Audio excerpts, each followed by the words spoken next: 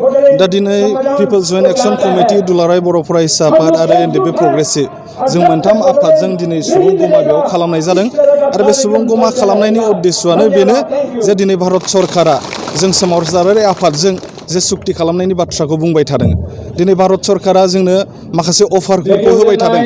दा बे सोमावसारनाय आफादजों जे सावरायनो नागिरबाय थादों बा सावरायबाय थादों जाहाथे बे सावरायनाया फ्रुइटफुल जायो, जाहाथे बर' जाथिया बेसेबा गोबावनिफ्रायनो जे आन्दलन खालामगासिनो दङ, जे थांखिखौ लानानै जे इस्युखौ लानानै जोङो आलादा रायजो बड'लेण्डनि इस्युखौ लानानै जोङो बेसेबा गोबावनिफ्रायनो जों दिनै आन्दलन खालामगासिनो दं, जाहाथे बेखौ फिथाइ थायनाय बायदि जाहाथे भारत सरकारा सावरायो आरो बे सोमावसारारि आफादजों लोगोसे दिनै हाजार हाजार बर' रायजो राजाफ्रा दिनै दङ आरो बे बर' रायजो राजाफ्रा दिनै बे बड'लेण्ड इस्युनि अनगायै जेबो जोङो माबायावनो सुक्तियावनो जों कमप्रमाइस जाया, बेखौ देखायनो थाखाय दिनैनि बे हाबाफारिखौ लानाय जादों।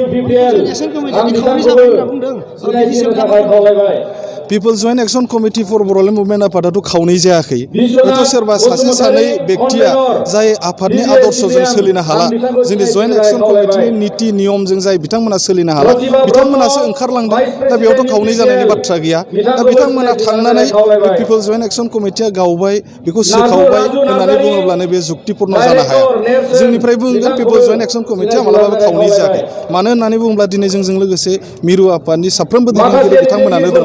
दा बिथांमोनजों सानैसोल' जाय बिथांमोना एसे आगोलाव बुंनाय बायदि जाय जोंनि नियम नितिफोरजों सोलिनो हायाखै, बिथांमोनासो आनज्रायलांदों जोंनिफ्राय।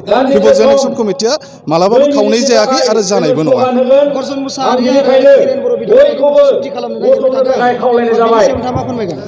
दा दिनै गर्जन मुसाहारि बिथाङा जे सुक्ति खालामनायनि बाथ्राखौ बुंबाय थादों, दिनै हाग्रामा महिलारिजों अतप्रत सोमोन्दो थानानै आरो धीरेन बर' बिथांमोना ज'यै अतप्रत सोमोन्दो थानानै दिनै सुक्ति खालामनायनि बाथ्राखौ बुंदों। जों बुंदों सुक्तिया जायोब्ला बर' जातिया जाहाथे इयुनाव पुनराय आन्दलन खालामनाङै बायदिसो सुक्तिया जानांगोन होननानै जों बुंबाय थादों। दा बिथांमोना बुंदों जे होनबे बिटिसियावनो मोनब्रैल' जिल्ला दानानै बेखौनो मोनब्रैल' जिल्ला बारायदेरनानै आरो बिटिसियाव जे 40टा समिस्टिखौ 60टा समिस्टि खालामनानै सुक्ति खालामनायनि बाथ्राखौ बुंदों। दा दिनै बर' जातियाथ' बे मोनब्रैल' जिल्लानि थाखाय आन्दलन खालामाखै।